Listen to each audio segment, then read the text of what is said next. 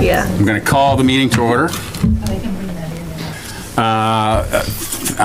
Welcome to the Norfolk Advisory Committee meeting of April 2nd. I will take attendance to start us off. We have two members who are participating online, and everyone remind me that I have to do a roll call vote every time. Thank you. Thais Hickman. Present. Kevin Calcutt. Here. Moses Sear. Here. Joyce Theriault. Here. Ken Fitzgerald. Here. Mike G. Here. Rob Garrity. Here. And Jonathan Hurwitz. Here. David Lutz is here. Thank you all for attending. Tonight was our night to talk about the town budget. We have some department heads here to talk about specific things related to their specific departments. We also have the board of the select board here. And I think we want to have a conversation with them first. Last night, they approved the budget and accepted the warrant as presented. And in order to have a broad conversation, I'd like to talk to them about stuff.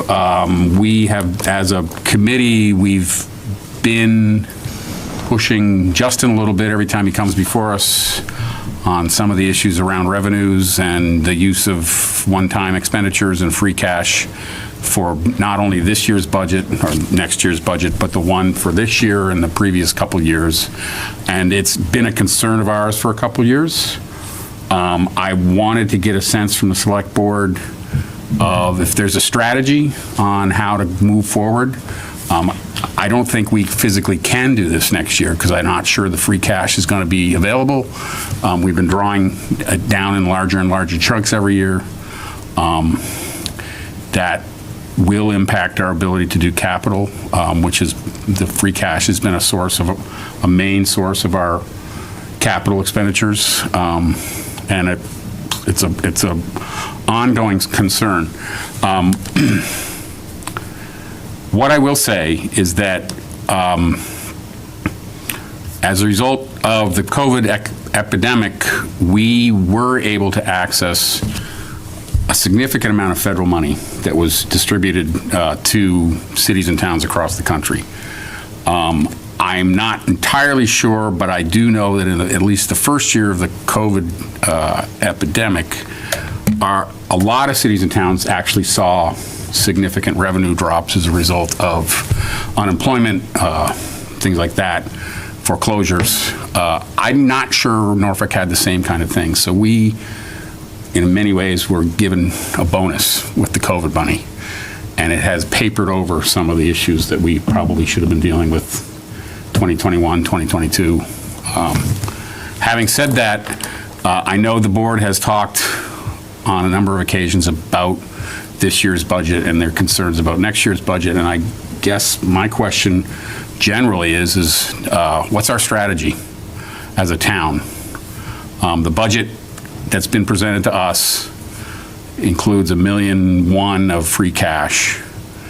I said last year I was not happy with the amount of free cash we used, and that's twice as much as we used last year. It's a concern of mine, and I think there's members of the committee who share that concern. I'm happy to allow any of them to speak at this, or I'm happy to hear them speak at this point. But if not, I'd be happy to have the board join us at the table. We have enough seats tonight because we have a couple members online, and have a conversation about this, if that's okay. Most pleased to join you, sir. Great, thank you. Justin can come up too. I'll let those in. Yeah, Justin thought he was getting a night off. He's trying to stay out of the target range. I can see you, It Justin. says I'll take the comfy chair. So I don't know if there any other members want to chime in at this point, or just. I prefer to hear from the board Okay. first and then have that be the kickoff from my perspective, but That's- open to. No, I'm on the same page as Kevin. Okay, great. Jim, I think you're the chair. at least for the next month, anyway, which is a good thing because our rotational process, I think, is a very good thing for the community. First, thank you for having us this evening, and I'm speaking for me. I'm not speaking for my other board members, and they're more than capable of speaking for themselves. But my background is finance, so I am by nature and by birth, unfortunately, a physically conservative person. And it is never wise to use one-time funds for repeating costs. It's an unwise strategy. It doesn't work over time. It'll work short-term, but never long-term. We've found ourselves this year in a rather unique situation that cannot be repeated. If you've watched the last couple of selectmen's meetings, I have proposed a different strategy for our budgeting process that I think is critical that we have to do. And I'll just briefly describe what I think is a strategy, which is what your question asked. The question you asked, Mr. Chairman, I believe, as to how do we get out of this mess. In my world, in the finance world, we call it target budgeting. It is not zero-based budgeting. There's a distinct difference. Target budgeting is looking at your revenues, forecasting those revenues within a 3 to 5% error of margin, nailing that down, and then building your budget backwards from that target. We traditionally have built the budget up, not back, and we cannot continue to do that. The budgeting process next year for us to get out of this has got to start July 1. July 1. We traditionally start asking department heads to do their budgets in December, January, February, and when we find ourselves in financial situations, you can't fix it. You don't have enough time, you don't have the ability, you're stuck in various contracts, decisions made in July, August, September, greatly limit your ability to fix it in December and January. We cannot allow that to happen again. So I'm hoping that the board next year will adopt this process of beginning the budget process July 1, looking at every single cost and expenditure, but working towards a target budget. That target budget has to be within our proposed revenues. And I am very concerned that our revenues are not going to be as gracious to us next year as they have been this year. I have no idea what the federal government will do. I have no idea what the state will do. If you told me today, I'm not sure it would be the same tomorrow. I do know, I think we do have a fairly good handle on projecting what our local revenues are, what our receipts will be, what our potential additional revenues over Prop 2.5 will be, and I think we can work with that. And I think that has to be our target. And work with existing revenues as we understand it today with the state and the federal government. I don't think there's any other way to do it. So the answer to your question, we cannot repeat this capital use. We cannot repeat any use of stabilization funds. I've always been against that, although this year I do support it because of the uniqueness of the situation we have with Tri-County. And short of a situation of an override, which I don't think serves the best interest of this town at this particular point in time, nor do I think it would pass, to be honest with you. I think we have to find another way to do it, but it can only do it one time. We cannot do it a second time. So you're asking a strategy. I would say it's what I call a target budget, projecting your revenues, working backward from that number, and getting every department to make concessions. And I will tell you, it will require some very difficult decisions. We did this in KP last year, not this year, but last year, where we had a significant deficit that was unanticipated, we didn't see it coming, and we didn't have time to fix it. So we did a target budget. And we ended up with a reasonable budget, but it cost us 19 positions, as you all remember. Now, we were able to replace 7 of them this year at KP, but it cost us 19 positions. Those are very, very hard decisions to make. But they're necessary decisions if you're going to balance your budget. And so we may face some of those. We may very well be looking at some significant reductions in services. We may not. Remains to be seen, but we have to be prepared to do that. And if we're going to do it, it has to start in July 1. You have contracts that if they're renewed during the course of the year, you're locked in. There's no way to get out of them. So those decisions have to be made early on.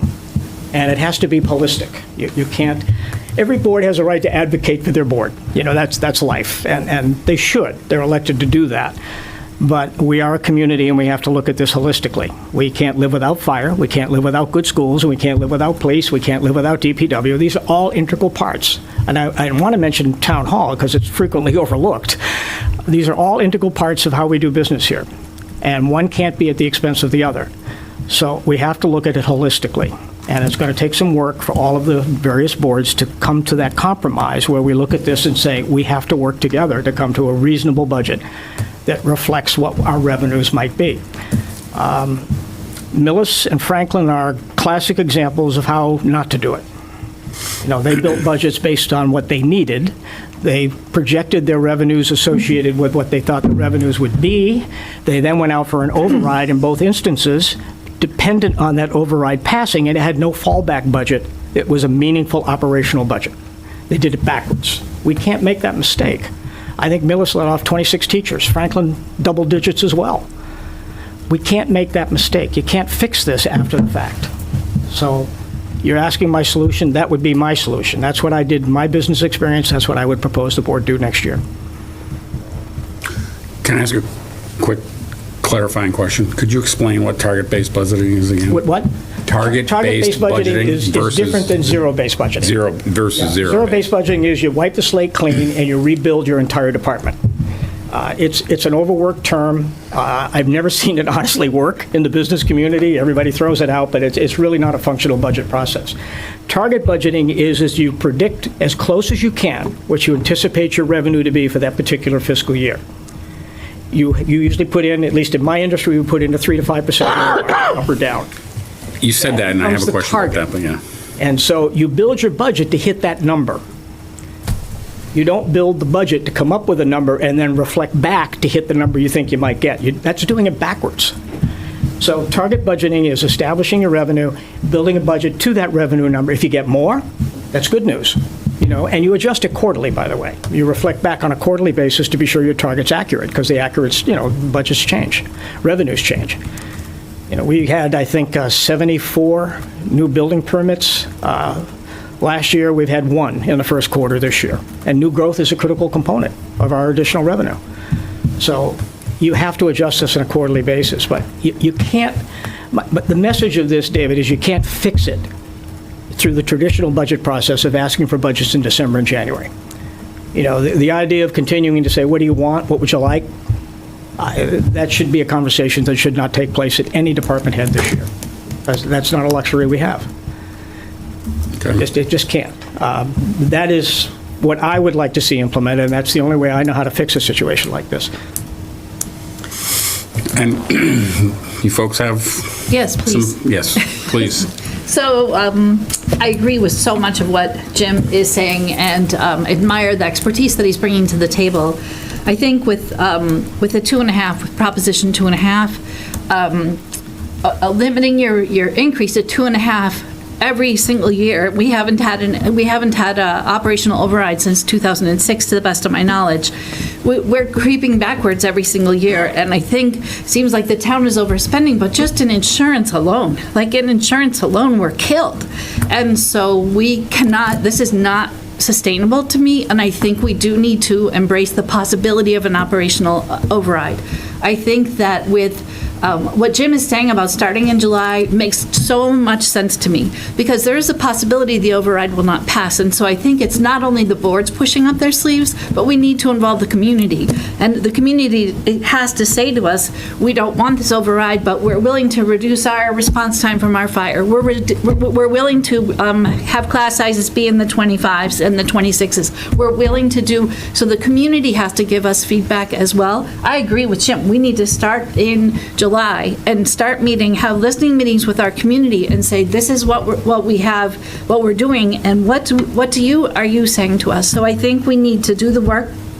I have met with people in communities that have had operational overrides that have failed, and in communities that have had operational overrides that are successful. And it seems like the variable that's really important is that community involvement piece. So I think we are in a critical location. I think that this is, I'm watching DPW is what, 1.3 this year, 1.3. We can't sit down with DPW and say, oh, now we're going to go, like, there's no more room. Our schools we are not adequately, I don't think this funds our schools sufficiently, but it's what we can afford right now. I think next year we need to do something that is not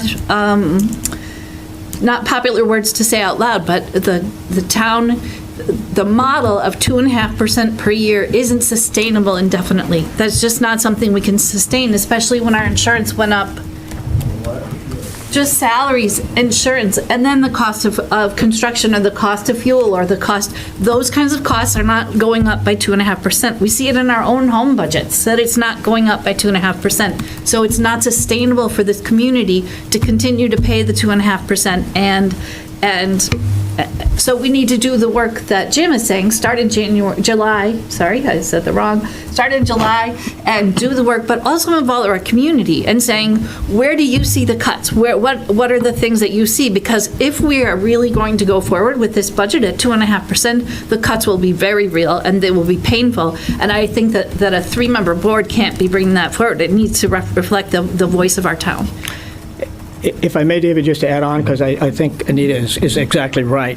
The advantage to target budgeting, if we were to consider an override, just hypothetically consider that as an option, the advantage to target override is it defines what the costs are for meeting those numbers. It clearly defines what the cost is, how many people will be laid off, hypothetically, how many police, how many fire, how many teachers. It defines that if it's done correctly. And that gives the citizens an opportunity to fairly evaluate whether or not it merits going for an override or not.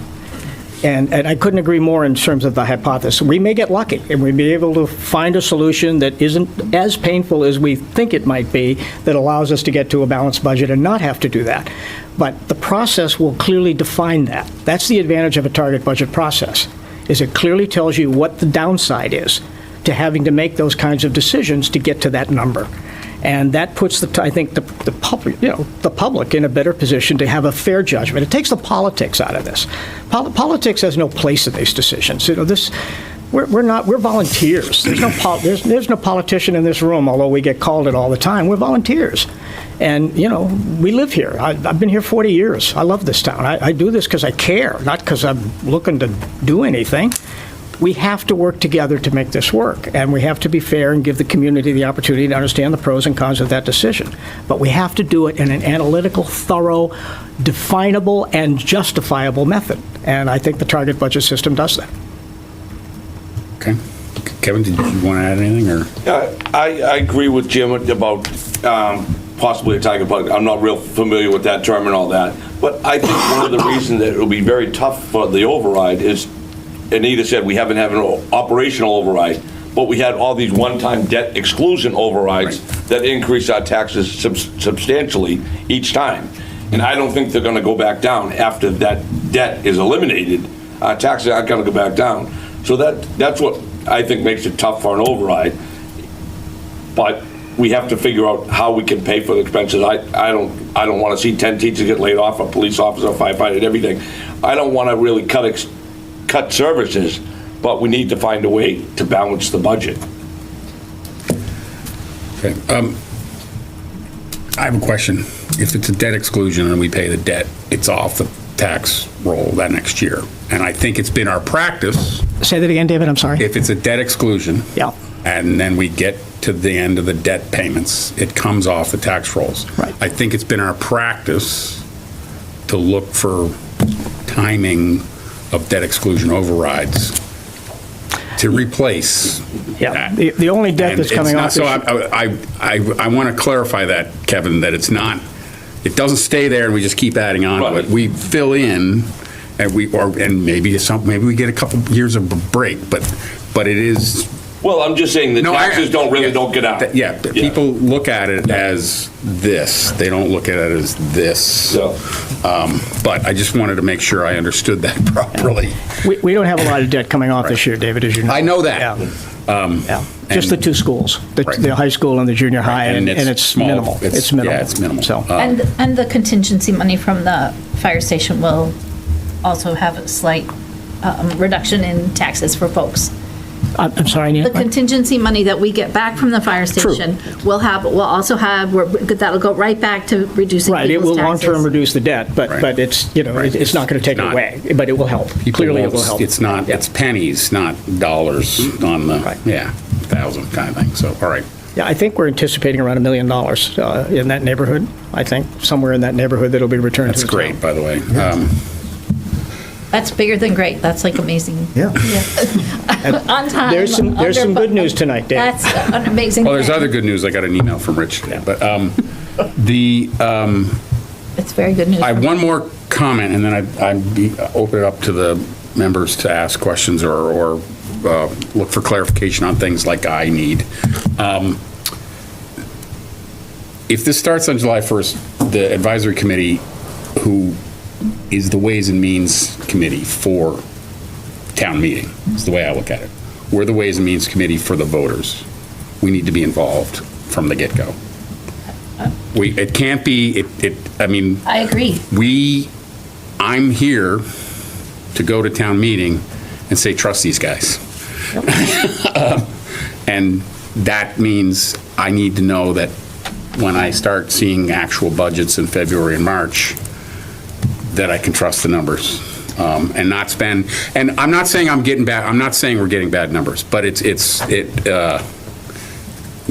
you start in December and January with the department heads. We don't start seeing numbers until February or March, and it's 3 months. It's a month and a half for us before we have to start voting on stuff. So go ahead, Joyce.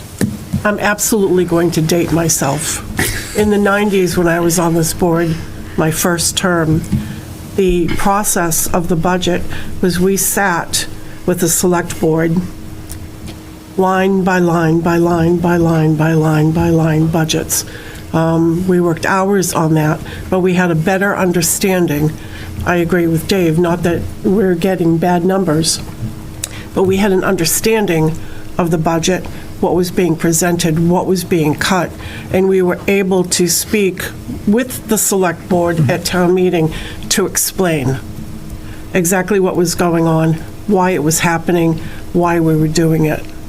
I'm not saying that we go back to that, but I agree that if your process, July 1st, is going through and looking at a target budget to prepare, I, for one, would like to be on that, and I would like to be able to understand the numbers. Dave, too, I'm sure, quite a few of the board members here would like the same opportunity. I think that's critical because I think that while the perception out there is that there's fat to cut, what's cutting next is muscle and bone and sinew. And so we cannot make the decision to do those things without hearing from our community and without partnering line by line by line by line. I think that that's necessary because this year we're going to make a decision about using one-time funds that isn't a proud decision, but I think is a necessary decision. But next year it isn't any longer that we can pretend that we don't need what we need. And so I think that it's critical that we understand it completely and fully and then are able to make an informed decision about how we spend our money. Joyce, I agree with you, too. I think if the board implements this process of what I will call target budgeting, it has a quarterly evaluation process to do it right, because you have to adjust this on a regular basis because numbers change. And the ebb and flow, excise taxes come in at a certain point in the year. All of that has to be adjusted associated with revenues. I would strongly urge that the boards meet on a quarterly basis, starting day one. When we get through this, it'll take 2 or 3 months for us to begin this process. But once that first quarter's ended, I think that's a great idea. Collective wisdom is always better than individual wisdom any day of the week. But it will give us all a good understanding of where we're headed, how we're going. We may find that this is hypothetical, not a forecast. We may find that the cuts are just too deep, and we have no choice but to go in a different direction. But we'll at least make it an informed decision. It won't be a hypothetical, well, I think kind of decision, and it won't be made at a point where it's too late to correct to change direction. It'll be done in a systematic, logical process. So I'm all for it. Does anyone else have? Go ahead, comments please. and questions. So I appreciate the situation that we find ourselves in, and I think starting July 1 is a great goal to have for ourselves. But I'm also concerned about the commitments that we've already made. For instance, the math curriculum that the schools are purchasing. They're only able to fund 50% of the curriculum. We need a new math curriculum. So that's baked in. We know we're going to need that. I've heard from the superintendent that they plan to continue to pursue the expansion project for the Freeman Kennedy School and are planning to apply for MSBA funds through the state, which would only fund that project at 50%. So then where are we getting the other 50%? So those are just two big things that we have to think about now, even before we start cutting, that we've already kind of committed to. We're out of space in the schools. there needs to be a solution for that. I appreciate that we've already committed to fund the Tri-County project, but what about Norfolk Public Schools? So I just see that as a huge financial, something that we need to be paying attention to as we're thinking about budget. The other thing I'm concerned about is just in the schools, for this year, we're cutting 4 positions, according to Ingrid. They have needs for an additional 2 teachers and 4 staff that we're obviously not going to get. So I guess my question to the board is, have you thought about that at all? And also, with respect to town meeting that's coming up, how much detail do we plan to provide the towns in terms of cuts for schools, for police, fire? Because I just feel like, at least if we get in front of it and be transparent about what is actually happening, we can start to have a dialogue about, what next year is going to look like. But just in terms of this year, those are the big commitments that I'm concerned about, and I'm just wondering if the board has thought about those things at all. May I, Mr. Chairman? Yes. Well, I share your concern about schools. I'm chairman of the King Philip School Committee. I've been on the Norfolk Elementary School and school committees for over 12 years, so you have no greater supporter or passion for schools than I have. But you have to get realistic in this, too. Under the current system that we work, as good or bad as it may be, it is the system we've inherited, and it has its flaws. We cannot support 4.5%, 5%, 6% budget increases in schools. We cannot support it. It is unsupportable. That said, we have to find ways to work within the means that we have, and believe me, I understand, but it can't be a blank check. It cannot be. We did not like departing 19 positions at King Philip last year. No one does. I'm sure Millis is unhappy about the 26 they let go. Franklin's not happy either. The system does not help us, and the state clearly is at fault for not funding the programs the way they should. That's been a battle that we've been fighting for, God, as long as I've been on school committees, which goes back over 25 years. I don't know whether we'll win it. We haven't won it yet, but you'll certainly get my advocacy for that. But you have to understand that the town has to be viewed holistically. It can't be just schools, just police, just fire. We have to look at this holistically, and we have to be sure that the services that all of the communities require. If you watched the selectmen's meeting last night, we had folks that were here saying, well, we don't have any children. Why are we paying for schools? I moved into River's Edge. It's over 55, no kids. I hear it all the time. Why are we paying for schools? Well, that's the system we're in. When I moved in here, I had 4 kids in the system. I now have 9 grandchildren in the system. So when I was here, young, with 4 kids, 65 and 70-year-olds paid for my kids. I'm now on the other end of the equation. I'm going to pay for your kids. That's the way it works. But it can't be a blank check. I don't think that, a math curriculum is a blank check. That's basic. And I think it's hard for people to swallow when they see, no disrespect to our fire chief here, the big brand-new fire station. I won't argue that point. And we can't afford to pay for our ELA curriculum or our math curriculum. Those are basic needs. I'm just reflecting back what I'm hearing, and as a parent myself, what I'm concerned about with regards to schools in particular. The other question I have is the stabilization fund, the special ed stabilization fund. Last year we took, I think it was 150. This year schools are requesting we withdraw 38,000 roughly. I'm not sure why we're not talking about replenishing that from free cash. I mean, that's something also that needs We to be can't do addressed. that until the fall. Right, but I'll answer the question for you. We don't have the free cash to spend. If we were to use the free cash to pay for Tri-County, we would have no free cash for any backup emergency. Future allocations, as we look forward to what our potential expenses are, we do not have the free cash to spend. The only alternative, and I am an advocate for putting money in, not taking money out, but it is the only source we have short of an override to pay that debt that the town chose to vote for. We're obligated to that debt. We've had an increase of 10 students into Tri-County, so that number has gone up. more than we anticipated, and it's going to fluctuate from year to year. And that's one of the problems that's going to face the board next year, and ultimately the voters, on how we're going to pay for that, because we cannot continue to draw from stabilization. I agree with you. But this year, there is no alternative. It cannot be. We cannot use free cash. We don't have it. Okay, Chair, those are the only comments I have. Thank you.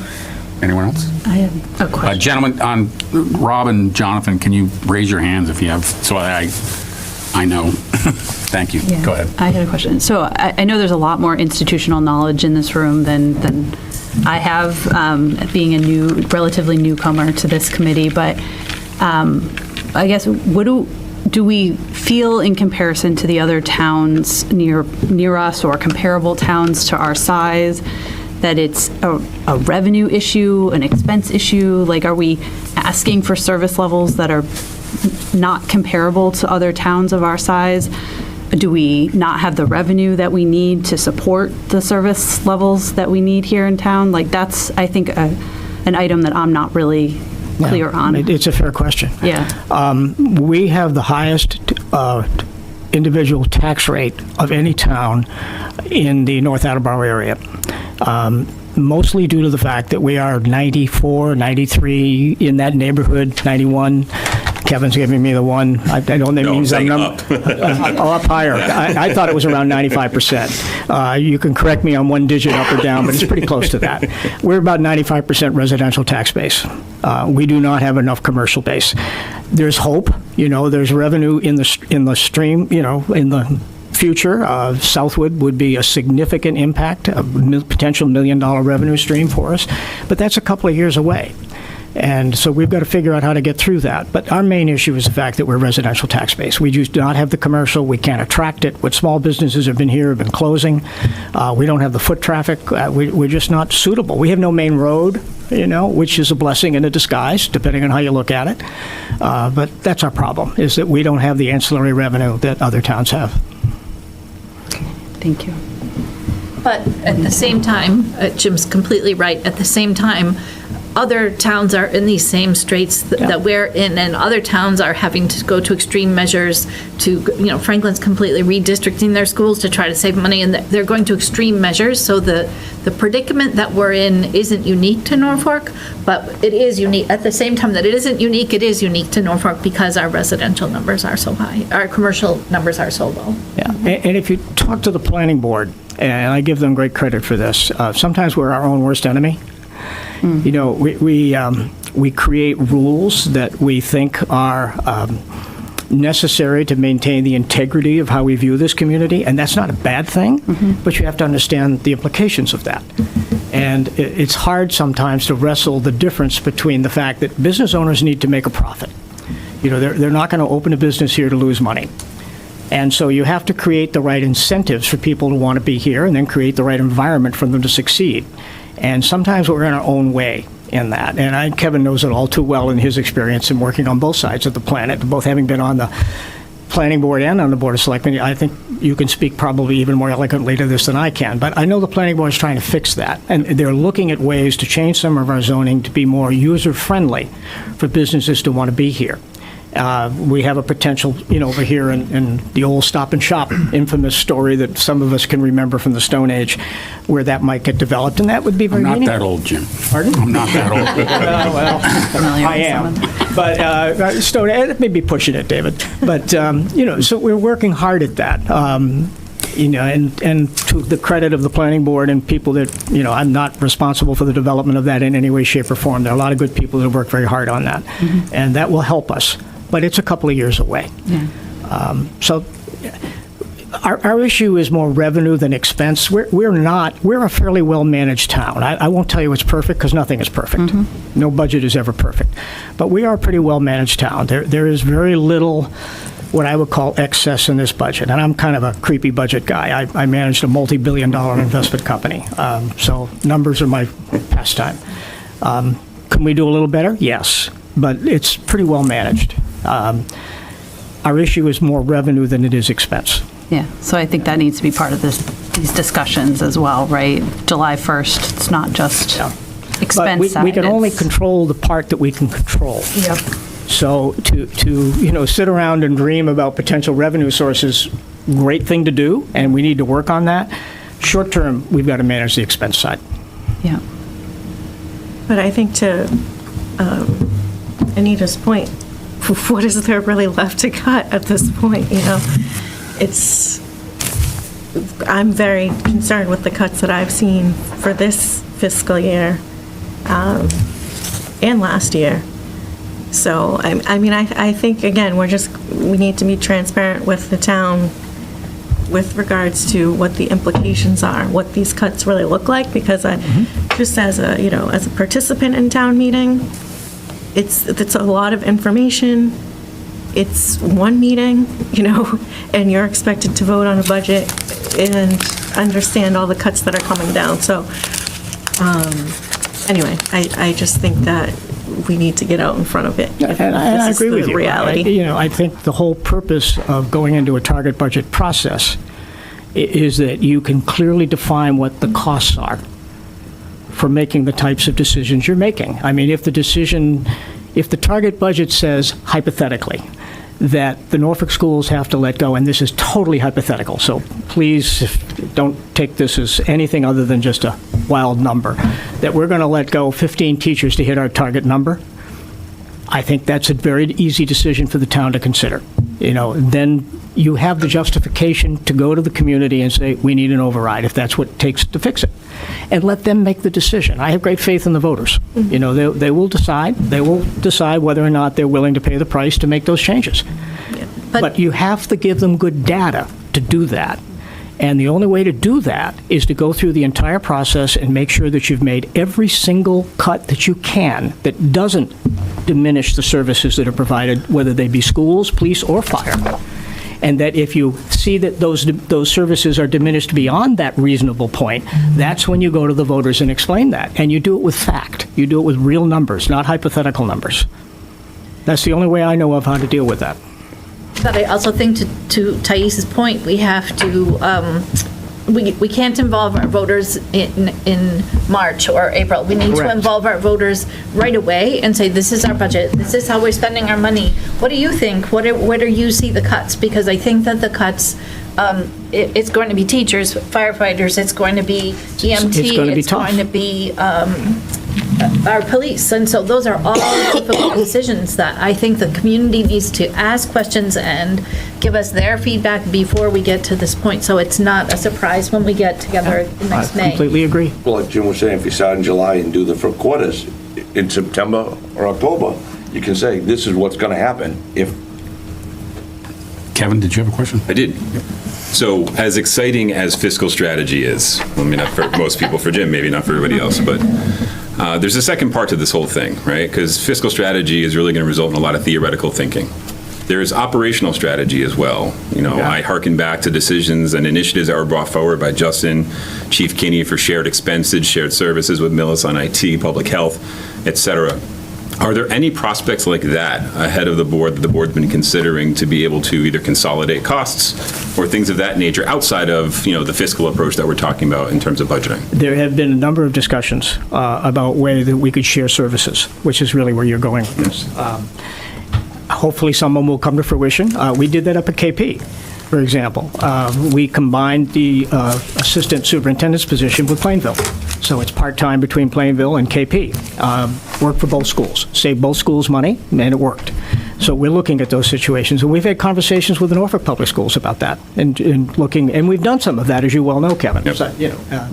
So that door is always open, and we continue to explore it. But yeah, we've got to look at that. I think there's also work, like Justin is doing work behind the scenes about talking with the Department of Corrections and how can we partner with them in terms of their sewer system. If we can offer sewer, we can get more business into our community. So we're exploring those kinds of opportunities. I know. You couldn't. I'm just picturing the construction job down the middle. I know, but street. I think realistically, if we are a residents' tax base, if we're going to grow that, we need to be able to offer our new I'm not businesses. disagreeing with the benefit. So we are pursuing, Justin got a $1 million grant from the federal government to move that project forward. And so there's grant monies, the town is hustling to do the best we can it would make me seem old too if I said to squeeze blood from a turnip, but we're squeezing blood from a turnip. And we have long ideas, shorter ideas like Southwood, and there are building projects that will add revenue to our community. But in the short term, it's next year in particular looks really difficult. I think the message that I'm hearing, and I think Joyce echoed it very well, is that this has got to be a collaborative effort. While I've been doing budgets my entire career and 35 years in financial services, I'm not the smartest one in the room. You know, we need the collective wisdom of everybody to figure out how to work through this, and that's your job. We call you the advisory board. We need your advice. So I think that partnership this year would be instrumental. Does anyone have any more questions? Rob came off. Rob, are you looking to ask something, or? I was going to ask a clarifying question of Justin. The 51.294 bottom line number does not include the 404 for Tri-County, right? Correct. Okay. All right, so you're really looking at like a $1.5 million non-recurring revenue problem, not a $1 million recurring revenue problem. Correct. Okay. So, Fortunately, you're correct. so if there's nothing else, the other thing I wanted, I talked about us being engaged, and everyone's talked about the voters. Clearly, the recent experience with the override, and rightly or wrongly, people claiming they didn't know anything about it until after town meeting in November, which I find hard to believe. But having said that, there needs to be a rethink on how we communicate with people. When I lived here, we had a paper called the Norfolk, I can't remember, and then we had the Boomerang. And I swear to God, a little weekly like that did more to inform people about what was going on in town It was a great paper. than It was- anything that we put on our website. I agree. And our website isn't that great, but even if it was great, people don't go there looking for updates on stuff. So if you have ideas how to rekindle that newspaper, we are all ears, because I think that It's a different time, it's clearly a different time than. But the loss of the daily newspaper, I think, has It's a eliminated our weekly. share. It's a weekly. I know that was a weekly. And it was, But I saw It was called the Boomerang. there was 4 or 5 I was here. I've been here articles. 30 years. There were I 4 to remember. 5 articles a week about town stuff. Yep, I remember. 2 on government, 1 on the schools, 1 on a new building or something like that. And and the poor bugger who ran it and was the sole reporter, he lasted a lot longer than I would have lasted in that job. I don't have any suggestions. I'm just simply saying we need to do a better Well, job that's a getting real loss information. for us. Yeah, right. I agree. No, I understand, but it's a real issue, I think. Go ahead, Kevin, sorry. Is the quarterly newsletter still being done? I'm sorry? Is the quarterly newsletter from Town Hall still being done? Yes. Well, let me try on that one. I don't know if we'll be able to get it filed. Well, we lost our editor-in-chief, as you know. Yeah. So, We still plan on continuing. What I was teeing up there, David, was that there could be the potential to leverage that quarterly newsletter if we were able to talk about a wider distribution medium instead of just dropping off printed copies at the library and the senior center, to potentially have that be a different communication medium, kind of in tune of what you were talking about. Some of it can get into the Norfolk Rentham paper, right? I mean. Yeah, but even then, there's like one story. It's once a month. Once a month, yeah. And I went back, because I saved those papers to burn in my fireplace, because I don't get papers anymore. But I went back. There was nothing about the schools until after the November. You know, the story was about what we voted on at town meeting, and there will be an override. It's not a current communication Right. vehicle. Right, exactly. It's not. And there, there's 3 or 4 current articles covering 2 towns, plus KP, schools, Yeah, get it real in estate and financial advisor. It's got to be in there the 15th of the Right, month exactly. before, prior. Exactly, yeah, exactly. People need to know why they need to pay attention to meetings or come to town meeting or whatever. So, anyways. It's hard, David. I mean, I know it's hard, yeah. I don't disagree. I'm having office hours every Wednesday. I for the saw last that. 4 to 5 every Wednesday for the last 3 or 4 weeks, including all the way through April, and I have so far had 1 person sign up to come in. And I've had 0. 1. I understand that. And like I said, I'm not sure, I mean, people don't pay attention until something really scary is Their coming lives down are the busy. road. And that's, it's like, oh my God, what are they doing to us? It's like, A horse with water situation too. right. I mean, Yeah. So anyways, I want to thank you all for coming in and spending the second night in a row. Of course. In this room. Glad you weren't sitting up here looking that way though, so. We like these seats much better. Thanks a lot. I appreciate Thank it. you. Thanks for having Thank you us. so much Thank for your you. work. We're going to leave you with the department heads. Excellent. So, based on this, Mr. Chairman? you guys are in big trouble. Yes, Rob. Mr. Chairman? Yes. The select board is a sponsor of another article on the warrant. I don't know if they want to speak to that or if we'd like to. Which ask one? them a question. That's the change of the advisory board to change the town. They are not the sponsor of that, Rob. It's a citizen's petition. It Oh, no, says, they are. No, they are. We're the sponsor. No. Town meeting changed. The town meeting change. The presentation of the motion. Isn't that what you're speaking about, Rob? oh, that one, Yeah. not the Article citizens. 29. Presentation of the motion. Yeah. We are the sponsor of that. Okay, I'm sorry, yeah. We're going to sit back I down. apologize. That's okay. Thank you, Mr. Garrity. You're very welcome. If you look at most communities, and this does not reflect in any way, shape, or form against the advisory board, most communities have the person that is sponsoring the article present the article.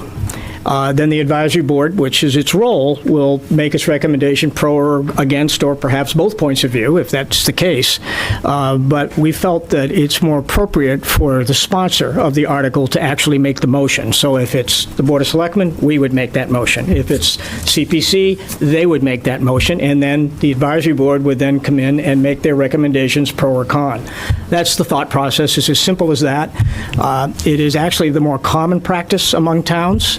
Our bylaw just happens to conflict with that. So it is not a reflection for or against the advisory board. It's just a different way to do it, and it's a way that we'd like the town to consider.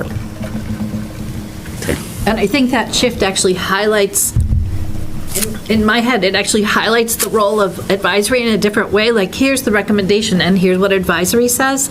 I think it's a really positive shift. So that's really, it's that simple. It's just having the proponent of the article, present the motion, and then the advisory board takes it from there. Okay. So I have a question Yeah, here. sure. So will the sponsor then write the article? Because the advisory board, No, we'll write the No. comments. It's our comments. The process doesn't change. This is just who presents it at town meeting. okay. We But that's a good question. Yeah, we write the motion now, so who Right, writes the so are motion? they going to then write the? No, we don't write, well, yes, we would not write the motions if this passes. We would Right. write the comments. Right. Right, That that's would what I'm be, asking. yeah. Okay. Okay, yeah. That's I think her that's- question. and then- Okay, I Yeah, misunderstood. and then that's approved by council, and once it's approved by council, it goes in the article. No, the comments don't get approved by council. No, I'm unless we talking make about those the arguments. motion. The All motion. right, The motion gets right. approved by council. So then, Comments, you're on your own. in some situations, the motion can be very technical, so will the sponsors be able to? We hope so, because it's their Adequately write. sponsorship. I have volunteered for several years to read all of the technical ones, and it's driving me crazy. Yeah. It is I think it's one of the motivations for this one, as a matter of fact, the last fall's screw up on one of the motions. I actually think that reinforces the reason why this is a good change. If the planning board's a good example. They're the ones that have the more technical board, changes, and the zoning articles can be very confusing. They're the ones presenting it. They're the ones that have the background. They're the ones that have the knowledge, and they should be well-versed in how to present that motion. And then you folks take it from there in terms of your recommendations for or against. Right.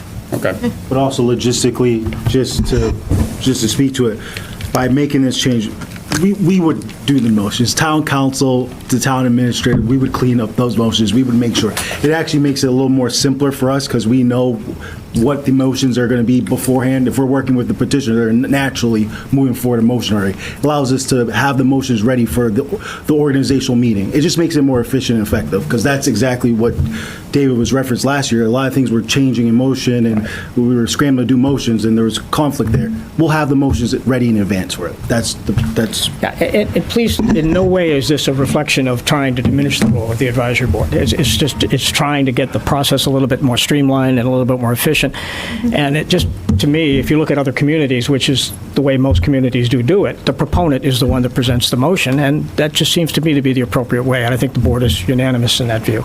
And in most cases, you have to have the proponent come up to answer follow-up questions from the community anyway, Yeah. so why not Yeah. streamline that a little Yep, bit? I agree. Rob? So just logistically, the only thing you're losing, I agree with having the proponents get up there and make their thing. The only difference though is going to be that instead of, say you have a bad idea, okay? And, every year, the advisory board comes up with 2 or 3 things that they're IPing, all right? So the articles that would have been IP'd go from being essentially 2 votes to overturn the IP. You have to vote on the IP, and then you have to vote on the original motion. So it's slightly harder to have a bad idea go forward when it's just 1 vote. Because I think under this, you don't have a vote to overcome the original motion, which is actually an indefinite postponement. Yeah, that's a valid As a point, Rob. conservative, Yep. But it could work the other way as well. You could have the proponent come up and make a motion to overrule your recommendation as well. So it could work both ways, but that's a valid point. Okay. I also think we use IP to try to spike things too much, and we should use IPs for what the words mean, is that we're not considering it tonight. We should be voting down things more than we IP them, but that's my personal opinion, and I've been smacked around by a number of folks in the town about that over my membership on the board, so anyways, thank you. Yep, not at all. Anyone else have any questions on that one? Okay, I great. have a quick comment. Sure. So, being someone that has to enjoy, in the past, at another community, now at a different community town meeting, over and over again, in my work capacity, the biggest piece of this that I think is the most important thing that's obviously remaining is the AdCom's recommendation. Because in many other communities, it's FinCom or AdCom, the motion's read, and FinCom, AdCom approve that, and that's it. Cue the questions. And then the questions, what's tax levy mean? Because we talk in that municipal budget language, people don't understand, and the questions turn hostile and it goes back and forth because there's no explanation, where the explanation often kills probably 80% of the questions that come from someone that just needed to be educated on it. So that to me is the biggest piece of this, but Rob's point is also, it's interesting, but the biggest piece is that the recommendation, in my opinion, just from seeing how other town meetings run, where things go astray, that they don't with us. But I don't know how that would change. It's No, not, but I I'm think just saying, either way, the biggest, that's the, the biggest piece of it that we do, because everyone's talking about how other town meetings are run. I live it, and they don't do what we do, so that's to me, the most important part of this is our recommendation. Where the motion comes from, if we don't have to write motions up, great, but the recommendation to me is a very important piece. I couldn't agree more. And you're right. Frequently, your recommendations, short circuit a lot of unnecessary discussion. If we spend the time on it, it answers questions that don't get asked, so. Yeah. Yeah, agreed. Absolutely. I remember being brand new to Norfolk and coming to town meeting and like, what that, with, your eyes wide open, because I'd never been I came here from the Midwest.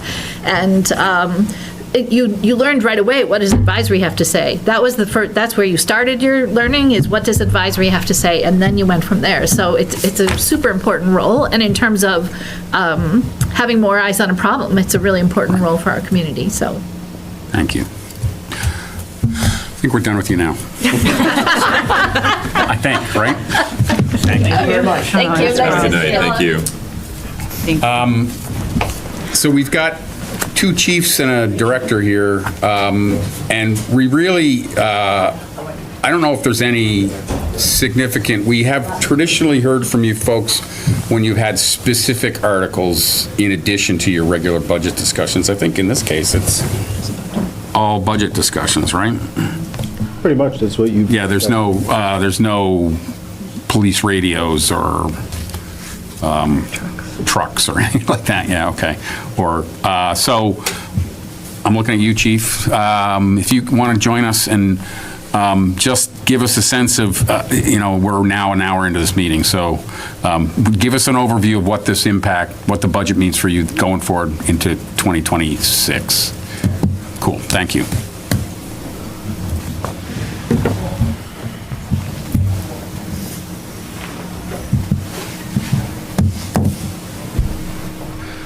All right.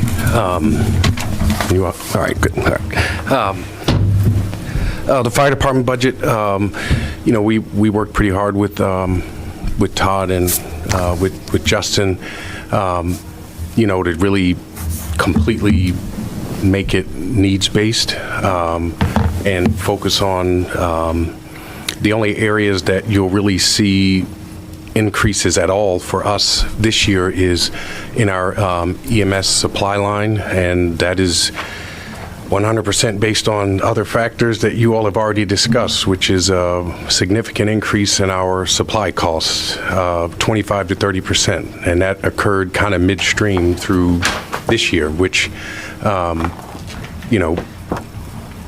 we are strategically looking at within our department, how we address that and absorb that. That's probably the most significant increase. The rest of it is, contract-driven, collective bargaining, contract-driven. Obviously, there's slight increases or increases for, salaries based on the step system that we have implemented and based on, a small COLA or projected small COLA that would be involved. But the majority of those lines and expenses, have either stayed the same or we took in the guidance of our finance director and the town administrator of 3% or less.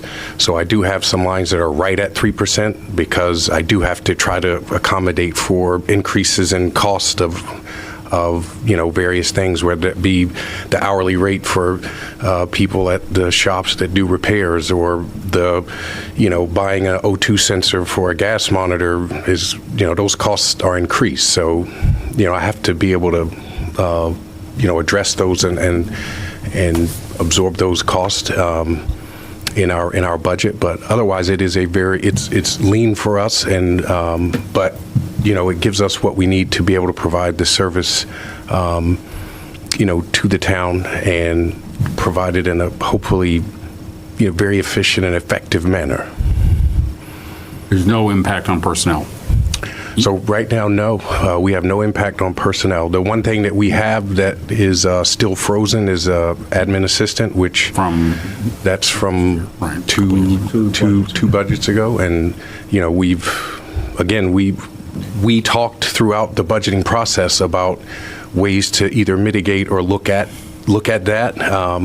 It isn't feasible. We understand the financial predicament or the financial state that the town is in, and it's not realistic to propose a new employee.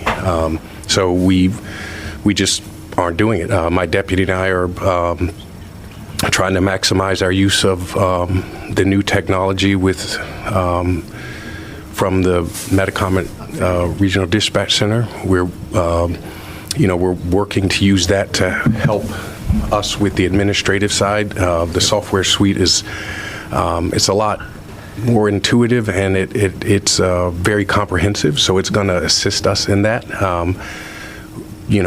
We both have kind of noticed a slight reduction. There's a lot of the last year we felt like we were drowning, but there was a lot of change, from the standpoint of, we had somebody who'd been with the department for over 40 years, that institutional knowledge, all of those things, I think we've adjusted. We moved into our new facility. Obviously, that's we're all very happy with that, but with that comes a lot of, paying attention to detail and oversight to make sure we can do the things we're doing, like coming in under budget and on time and those kind of things. So, with all of that slowing down, I feel like it's something that we can continue to kind of, roll our sleeves up and do a little bit of extra work to make it, and to, provide the services that the town needs. Okay, great. Anyone have questions for the chief? Joyce? If I could. So let's say there was maybe a 0.5 increase in your budget. What did we say? We're at 3? Or 2. 2 for the fire? Okay. We're under the 3 guidance, which was important to us Thank to you. try to, Okay. So if you had a little bit extra money, would you say that a want or a need would have been to fill the admin role, maybe half-time hours? Or is there something else that you feel that you could get around not having an admin because you might get help from Metacomet, or something else within the fire department? Honestly, the way we've kind of run and kind of managed the fire department, we understand that, creating initiatives that involve significant cost just aren't realistic. So we don't really bring them to the table. But there are things that we're able to do that don't have a significant cost, whether it's looking at how we deploy, or looking at, just looking at what our various deployment strategies are, what we can do with shared resources. Like, I know you all are aware of the ladder truck that we're doing joint with Rentham that really doesn't impact us from the standpoint of costing us any more money, but we're still getting the service. Both towns will get the service of that, but not necessarily have to pay any more money. So things like that, we definitely are interested in and continue to explore. We are part of a big regional grant right now that is, hopefully going to make us even safer and better on the fire ground, not just us individually, but all the departments in our region. So we will continue to participate and be proponents of things like that to implement, initiatives that help make us more efficient or allow us to grow as a department from the standpoint of, how we lead and what we're doing in the community and how impactful our services can be. I think if there was additional revenue, that would be a priority. I would either look to do taking the advice of one of your members there, I would look to do an administrative captain to help with the administrative portion, but also to more streamline our fire prevention, initiatives that we have, or look at the admin assistant if there was, available revenue to do that. Those would be the two options that I would explore, and it would be, strictly based on what is going to bring or have the most bang for the buck, if you will, what will create more efficiency, or what we're going to get the most impact out of, for the money, would be what we would try to do from a prioritization standpoint, or trying to look at that. Obviously, the admin assistant would be from a standpoint of, it would be less expensive in some ways, because I wouldn't be on the hook for potential overtime and things like that. Obviously, the skill sets are going to be somewhat similar, but the skill sets for an administrative captain are going to be more fire service and more prevention driven than they are, on the administrative support side. Fair enough. Thank you. Kevin? So, Chief, first let me start by saying that I can't begin to tell you how I appreciate your creative and collaborative approach to internal advocacy for your department. The way that you brought forward expenses and proposals has been so greatly appreciated across the board. But just know that with this question, you're not going to get the opportunity to do that, okay? This is a very simple, just need to set a baseline for everybody. Yep. How do you gauge your level of concern right now with the staffing that's available within the fire department going into this next fiscal year? So I think it's a little bit, I think we're in a good place. I feel like, what I've been looking at over the past couple years as a driver of our staffing isn't fire, it's more EMS, and making sure we get those 2 ambulances on the road when we need them. So that's the driver. If you look at in our annual report, our stats now, our overall call you may have dropped by 1%, but we're running way more medicals in that.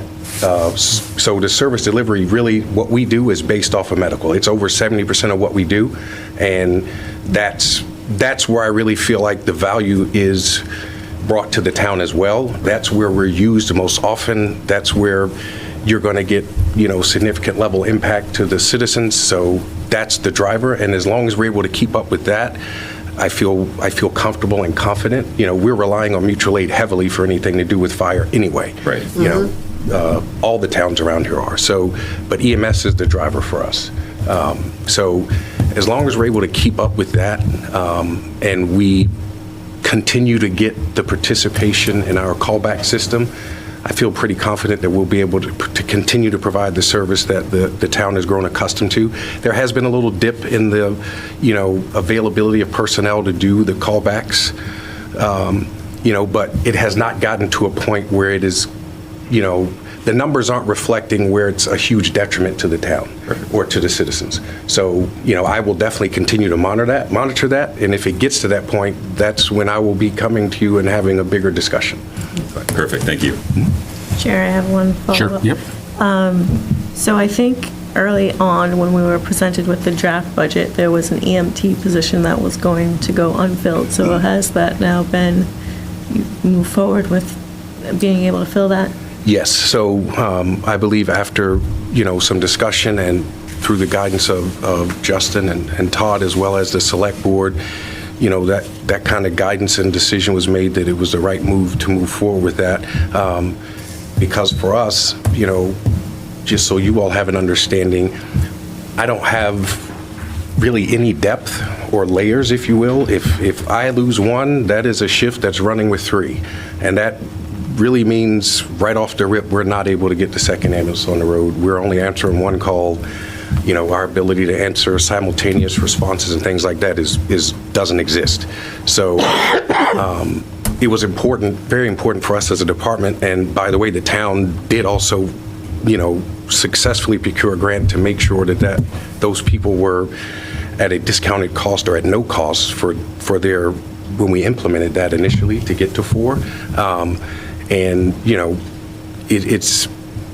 it would not reflect well on us from a grant point of view. Like, we've been very successful with federal grants over the past, for many years. Even before I got here, it's been a hallmark of this town and the department that we've done really well and been aggressive about getting grants. And, if you lose personnel that were funded originally with grant funds, it's not going to be looked at very positively to get those grants again, because they're going to look at, well, you're not going to sustain it and keep it in place. So I feel like that part of it too was an important portion. And quite honestly, again, the EMS responses are what's driving it, and we're getting more of those than we ever have. So that was the importance of having that firefighter paramedic position be funded, is that it allows us to get that second ambulance on the road consistently, rather than it being kind of it's a toss-up. It's going to happen, regularly, barring that, abnormal emergency where we have to send the whole crew because the person is so sick that they need all those hands at one time. Thank you. Thank you. Kim? I've got a couple general questions, comments, that sort of thing. So one question is, and forgive me, this is not a complaint towards you, this is my complaint every year, that we don't have all the individual line items. So the EMS equipment that you talked about, I have a summary budget, so it doesn't have every line. What's the total on that? It's 40,000. It went up from 30,000 to 40. So this is just, unorthodox times calls unorthodox measures, right? Mm-hmm. So your ambulance receipts go into a revolving account that we tap into to buy ambulances, things like that. Yep. To me, this is just a thought, me thinking out loud, the $40,000 is almost the salary, almost, it's obviously not, of the admin you're short. Yeah. Why are we not buying the ambulance supplies out of the revolving ambulance account, and that $40,000 can be shifted from expenses to salaries, and if your costs go up for some medical supplies, you get a revolving account. If they go down, it's your revolving account. That's just me thinking out loud, food for thought, but it would be a way to move the money over to your salary side and possibly fund most of that position. That's a thought, but that's, between you, the town administrator, that sort of thing. I think the way that, so I think Todd can correct me if I'm wrong, but we actually offset our budget every year with those revolving funds. There's an amount that is approved that goes into basically supplement or offset what we're pulling from the pool from the general fund. So we actually, in theory, are kind of already doing that. Yeah. We are in discussions too about, we're looking hard at whether the timing is right to increase the billing rates, to make sure we're still, we're not the highest, but we don't want to be at the bottom of the barrel either, because, we feel like we give pretty exemplary service, but truthfully, it's just fiscally responsible that we have to reevaluate and look at that and increase those, by a small percentage every so often. So we're going to look at that, really hard. And also, we continue to examine, I believe, in this current budget, there was a little bit more taken out of that fund because that fund has had some success, obviously, with the increase in responses. So there was some more money drawn from that to help offset or balance what you were presented as a budget. So even with that, and I had that idea, I wanted to attack it that way early on, and I was educated that you were already getting money coming from that pool every year to offset our budget. So that's where we stand with that. And Todd, you can correct me if I'm wrong. It's a receipt reserved account, down the moment, but yes. But either way, And we bumped it up 100,000 on the revenue side to get the EMT paramedic position pretty much funded. Funded out of that, So it's 600,000 we're using this year. Just looking at leveraging an account that we know is bringing in a lot of receipts. And then my other point is, I made this when we talked about the fire truck, the shared resources, and I still think on that, it's just, we're looking at next year, potential shortfalls. I still find that, personal opinion, the devil's going to be in the details. Obviously, you and every other smaller department struggles with callbacks and people living close enough to come back in. But, I just do think that the savings that we see by getting a grant and sharing a piece of equipment over the long term are going to be offset by the callback overtime to worry about Norfolk when the equipment has to go to Rentham. So that's just, I just think it's going to be in future budgets. I think once that thing gets here and it starts going on those calls, it's not going to be a huge money, but if it's $5,000-$10,000 a year over 20 years, it adds up. So it's just future thought that, we save some capital up front, but we're going to spend more on salaries long term because of it. So it's just really, we're not though, because we're not changing our response plan with Rentham. So what's going to be different is the vehicle that goes, not the people. So, but we don't have to send a ladder to every fire alarm at a commercial structure or a school or a. We're not going to when we go to this. We do currently send an engine to every high hazard fire alarm in Rentham. They won't want the ladder to every. No, we won't send the engine anymore. We'll just send the ladder because they know and we know too. I can't commit to sending them both an engine and a ladder. That's not even remotely feasible. But I can send them the ladder instead of the engine. So that is the plan moving forward, is that what we already do is not changing. We're not going to see an uptick in call volume because of having the Rentham ladder. If we do, it would be maybe for a one-off chimney fire or something where they may have canceled us before and they're going to need it. But even with that, we're going to be paying the full recall even though we got canceled. So in truth, it should not actually create or cost us any more money than what we already do in responding to our mutual aid partners, because there won't be a volume increase. So all of their target hazards, we already go for fire alarms. We already go, every single one. Every single target hazard, we already go as an engine company. So in every single work and fire, we go. So really nothing's going to change except for the vehicle we take is now going to be a ladder truck instead of an engine. Are they on like the line box with us to come to every single one of ours? Yes, so they do. We're getting the payback in that aspect? It's reciprocal. Like our mutual aid with them is reciprocal. Chief Marino and I have a great working relationship. So, we do a lot together. And, it's reciprocal. So they come to, for instance, anything at any of the schools, anything at Camger, anything at the prison. Like Rentham is one of our primary, it is actually our primary mutual aid partner. Millis and Rentham come to pretty much everything in town. So it's reciprocal and it works out for us. I'm hoping it continues. Anyone else? Rob or Jonathan? No? Okay. Thanks, Chief. Thank you. Appreciate it. Thank you. Thank you. Sorry, Blair, you sit over on the wall and you're not in my field of vision. I'm You're my nod off. a long day. Thank you, sir, for coming. Thank you for having me. So you're looking at a 5.7% increase. there was a reference to the 3% target. It seems to mostly be in a salary count. Correct. And what does that represent? We're not there now, though. I'm looking at the thing that I got yesterday from you.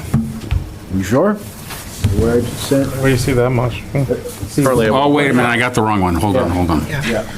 Damn it. That was the original one, but there's No, I'm just, which one is this? This is it. I apologize. 1.5. Yeah, 1. Never mind. Someone else want to ask while I pull up this budget? While I can go lick my wounds in the corner and... Yeah, Chair, I have a question. Sure. So I think it was presented that there were a few positions or maybe one officer that was retiring that you're not filling. So is that the only position that is impacted, or are there? So actually with that, the retirement is going to be myself, so Oh. that one's going to be filled, but there's going to be a savings with that. Okay. There is one position that, because of the cuts that we have, and at the 1.5, we have an officer that is going to the state police.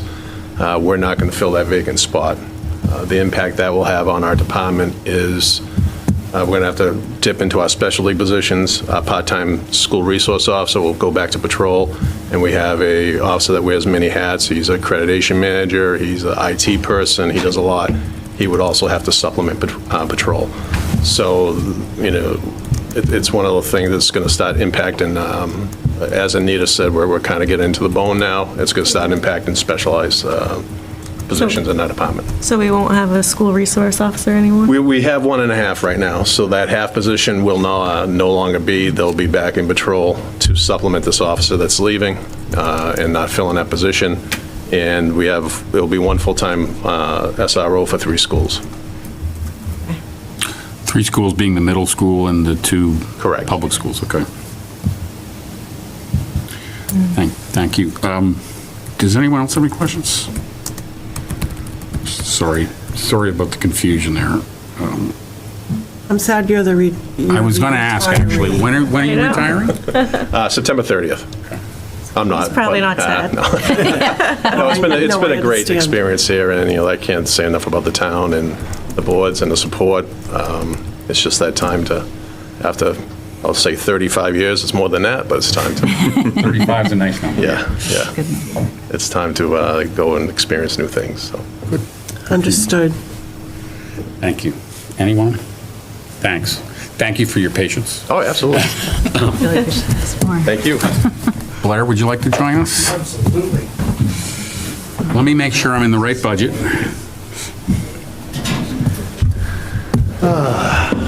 Good evening. How are you? Doing well. Thank you for asking. He's tired. It has been a long day. So the Public Works budget. I'll start with, Public Works is a little bit of a different animal from fire and police.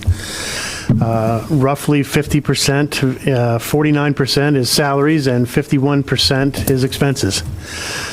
And they really are tied hand in hand. When if you don't have enough people, the expenses obviously go down because you can't use it in the first place. So we have a lot of those issues, and when we go through the budget, we certainly take a deep dive into that. The Public Works budget that presented is 1.1%. The water budget, 0%, and we were able to make the wastewater budget with a deficit. So with that, we are, each year, last year was a 0.11 increase. So, we're certainly not keeping up with the economy and the expenses side of things, at 3, 4, 5%, with having such a high percentage based on supplies and materials for what we do. Each year that gets tighter and tighter and affects us directly because of so much of the budget being that. With that being said, a couple of years ago, we used to have 5 people in the highway division. That has consistently gone down over the past couple of years. There are now 3 full-time highway people, which, as you can imagine, with 85 miles of road is difficult to keep up with when we have a winter like we just had and there are potholes everywhere. and calls and emails every day about the pothole in front of everybody's house and the issues that come along with that. Not to mention paving in the summer, getting guardrails, stormwater. Every time it rains heavy, the water coming off the road. There are curb issues. It's a lot for three guys to do if nobody is sick or on vacation. But that's where we are with highway. It's a lot of demand for three people. The grounds position, we have 4 people in the grounds division. We cover both cemeteries, both athletic complexes, the Freeman Kennedy School as well as H.O. Day, plus Pond Street, half a dozen municipal buildings, 17 roadside memorials. So that, with 4 people, gives you about 160 man-hours with roughly 200 hours worth of work. So every week, there's still always, a full-time position's worth of work out there, so we have to pick and choose. That's, again, if nobody's on vacation, nobody's sick, and the weather is great. Obviously, you can't mow grass and take care of those types of things in the rain, so you hope for 5 good days of weather and nobody is sick and everybody's here, nobody's on vacation. So that's always an issue. In the transfer station, in the solid waste division, normally we have 3 people. We have taken 1 position out. We had an open position which we removed from the budget. So that is down to 2. 1 person in solid waste is a full-time truck driver, hauling everything that from the transfer station to a variety of vendors. That is a full-time, if not more so, than 40-hour job. The other... He's not on site Wednesdays and Saturdays, he's in his truck? He is. Wednesdays and Saturdays, he's there, but he is there. Tuesday, Thursday, and Friday, he's driving. Okay.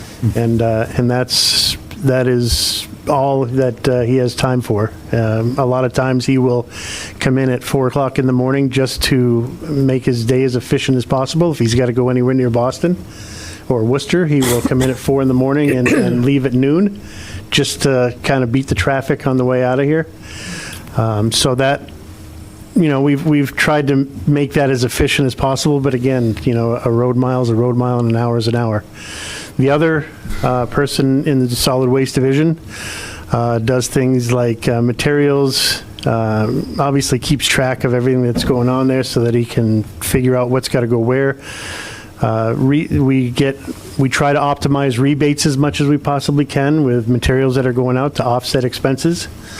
He also has to monitor the old landfill and the leachate and get that, take all of that. And during from about mid-April through mid-October, there are well over 50 trash cans throughout town, and some of those almost have to be emptied daily. So last month, which is the month of March, which was slow, we had 305 bags of town trash throughout town. So that's for the month or for week? For the month. For the month, okay. For the month.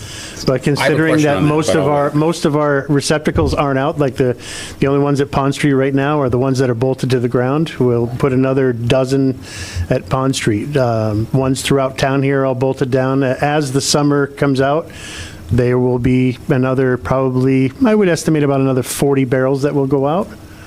Because there aren't that many that are actually bolted to the ground, but he had 305 bags of trash as of this morning for the month of March. So that's a full-time job, just running around trying to put that together. Then you come to vehicle maintenance. So the town has well over 100 vehicles. That includes police cars, fire trucks, ambulances, DPW trucks, trailers, pieces of equipment, loaders, everything under the sun that the town drives, all the admin vehicles that are here. Right now, we have 2 full-time mechanics that work on all those vehicles. A vast majority of those vehicles are emergency vehicles. So on a Saturday or Sunday, if an ambulance goes down, that whoever happens to be the mechanic on call has to come in and take care of that, because we can't afford to have an ambulance down. We only have 2 most of the time. It's, sometimes we need parts or whatever the case may be, but if they blow a tire, if it's something that's rudimentary, then those are things that we have to do. These are emergency vehicles and they have to run. So, On that, excuse me? are the mechanics EV emergency vehicle certified? Yes. Yep, so, and they're state inspection certified. We cover, the only things we don't really get into, and the guys actually are in the process of becoming pump certified for the fire trucks. Those do go to Foxborough at this point, but they recently went through that class and are waiting for their certifications to come in to do that. But that's a pretty specialized certificate to get. So all in all, as we've gone through the years here and we continue to, last year with a 0.11 budget increase, this year with a 1.1. The real main driver of the 1.1 is contractual. And we've dipped into expenses to try to offset as much as I can. We do continue to go backwards from an infrastructure standpoint. The line item for downtown lighting is a great example of that. There are well over 100 lighting streetlights in the center of town. They cost $11,000 to replace. My line item for downtown lighting is $20,000. So those types of things, that is a great example of, my tree budget is, $50,000. There's those types of things, while you can Band-Aid them and try to kind of nurse those along to get where you need to be, again, you're in trouble for a long-term success for those types of things. And it's different than other departments in town because the expense of everything is so high, but without the manpower, you can't offset that. So if another example is asphalt, right? Everybody is concerned about roads, trying to pave roads. Our main roads are in fairly good shape, but when you start to get into secondary roads, you start to get into neighborhoods. And we look at those based on a lot of items. Safety, we looked at speed, the amount of traffic. You have to try to spend your paving dollars in the place that will do the most good. Last year, spending money on Rockwood Road was an investment because of the thousands of people that drive Rockwood Road every year. It's tough to take those dollars and to put them in a neighborhood somewhere that might get 200 cars in a day. So you start to really give and take because, we get, we're normally operate on roughly $500,000 for asphalt, most of which is Chapter 90 every year. And it's over $350,000 for a mile of asphalt. So, we're really, as Anita had said, getting blood out of a turnip. Like we are, instead of doing roads that you normally would spend the money to do that would last you 20 years, we're doing it in a fashion that might last you 10. We're going back and crack sealing roads that you would crack seal 5 years down the road, and we're crack sealing the next year because I can't afford to gamble that the center line crack might come apart and water might get in it, and we have a winter like we just had, and now I've got that investment out there. I've got to try to spend money before I normally would just to preserve what we have. And so you'll see, parts of North Street that have crack seal on it, even though they're brand new roads, but I have to seal up the center line and things of that nature because I can't afford to replace that, for another 15 or 20 years based on the fact that I'm getting a fraction of what I need to do roads. So the money and the expense side of it really does drive your decision-making and how you look at, because you're really looking at those types of items on a decade basis. Like it's not 2 or 3 years from now. The year before I got here in 2019, Cleveland Street was paved. So you're 6 or 7 years in right there, 7 years, and there are already sections of that are starting to look like they need attention. You might get another few years out of it, but because of the amount of traffic that Cleveland Street gets, you're not going to be able to push that out like you normally would. So rather than getting into subdivisions and rather than getting into some of these secondary roads, now you're going to be back to Cleveland Street again a decade before you should. And so we're putting it together and making it work, but it's not a long-term story for success. Can I just ask about the roads? Yep. Yeah. So is the road budget in the Public Works budget? Because there's that road program line item, but So that's Chapter 90, and usually we supplement that in the capital in the fall. okay. So I last see. year, we had added 100,000 for roads and 50,000 for sidewalks. Right. And Chapter 90, the latest numbers, I think, Todd, it was around, I want to say it was 395,000, give or take 400,000. Okay, that's kind of what I thought was around. That's, are we sort of headed towards a road crisis? Especially with the winter. I just feel like 10 or 15 years ago, it like became a town meeting issue. Remember that? We passed an override. Yeah, it was. Which worked for 1 year because it goes to the general fund. But there was just sort of a general state that had become kind of about. So we have a pavement management program right. that looks at every road in town. If I had $1.1 million every year, it would stay fairly stagnant. But as we spend 500, 600, 700,000 a year, we're going backwards. Yeah, right. And obviously that we've had a couple of light winters, so it hasn't been so bad. But this winter, it's been terrible, decimated. Yeah. I'm seeing places open up with cracks that haven't had an issue because of the freeze thaw and the issues that we've had. So this winter has definitely made up for the last couple. And we just, the money's not there. And now we're getting into stormwater issues where, before going out to do a road, you would look at stormwater and you would spend, if it was $100,000 or $200,000 to get that all squared away, because that doesn't last forever either. And then you would go out and pave your road. You'd look at your water line and make sure your water was all in good shape. You'd assess all of that stuff. And we just don't have the money to do that. So you end up having to pave over it, and you're making decisions that under the best of circumstances you wouldn't make. Mm-hmm. Mike, I saw a really good presentation at DBW once where we went through and said, okay, if we wanted all of our roads to be at A-level grade, like a perfect condition, going to last for a long time, looking great, how much would that cost? And the answer was great. It's like, look, we get $400,000 a year in Chapter 90. To do what you just asked for is $6.2 million. So you tell us how we're supposed to allocate that to be able to make that work. And like Blair just outlined, it's the highly traveled roads that you focus on so that you get the majority of what people are going through on a day-to-day basis. And then you have the places in the outskirts of town that look like an earthquake went through, right? It's kind of the nature of what they do. Rob, do you have a question? Your hands I up. just wanted to say a couple of things. One, Blair, would you like an extra $529,000 for your roads? Absolutely. I will take every dollar I can find. That's what the override we passed in 2002 contributes to the budget right now, but because it was a general override, you can't earmark, that money is just in the general fund. I just said that. It was $300K in '02, you extend that by 2.5% every year, that's $529. The second thing is, what are you adding on the DPW administrative line? It's up 15%.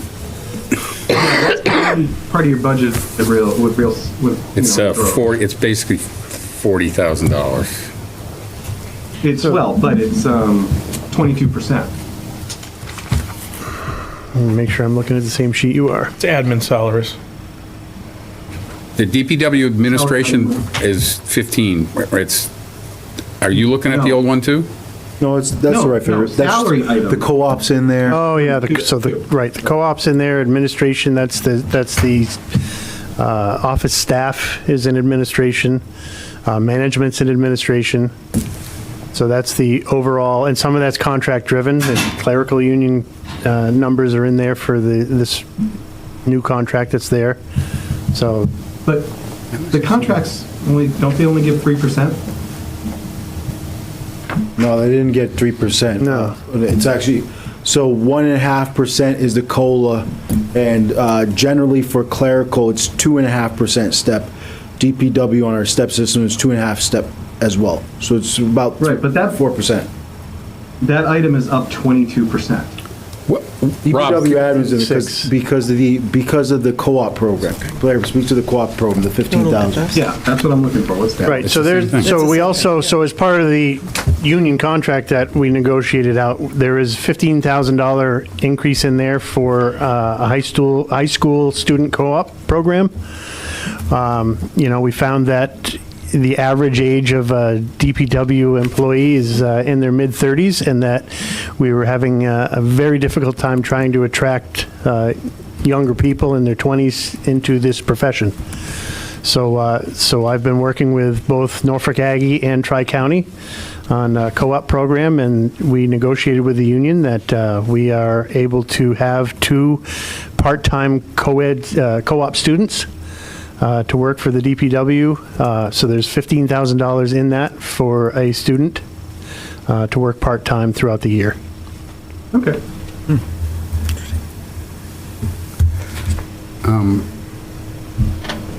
I echo my previous point about not having the actual budget with the actual lines. We just see these big summary numbers, and there's no, we can't break down the explanation of what it is. We got them last year, but.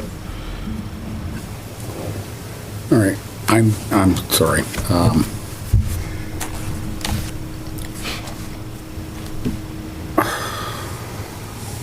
I still don't know what Rob's talking about, but that's okay. I don't either. DPW administration went from 177 to 217.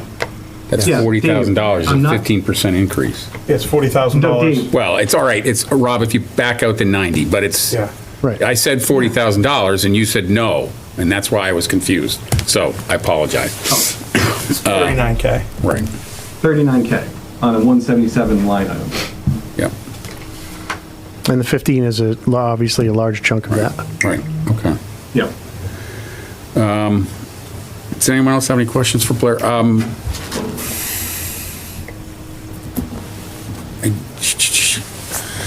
The grounds stuff, do you get any money from the recreation fund?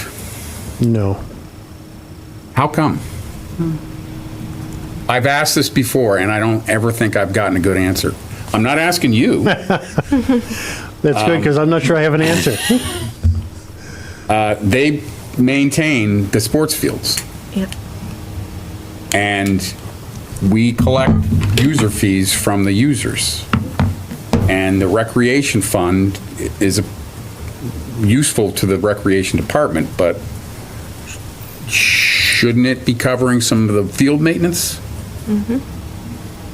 I would just say that this is the discussion, this is part of town decisions a little bit, right? That's a service that the DPW provides for the users of rec, so yes, in theory it could be, but this is something that has been a legacy decision. That might be something that we have to evaluate moving forward. I think we do, because he's lost a person, and he lost a person 2 or 3 years ago or something like that. The town values, recreation. We have some great recreation programs. These are some of the decisions that will probably be on that list that we're going to be talking about starting in July. I think maintaining the fields for what I would say is the largest group of users, both revenue-wise and body-wise, is probably the most important thing that the recreation department does. And if they can't afford to maintain them, I'm making a statement that I've made before, but I'm kind of unhappy to hear that he's lost another maintenance guy. And that's all I have to say about that.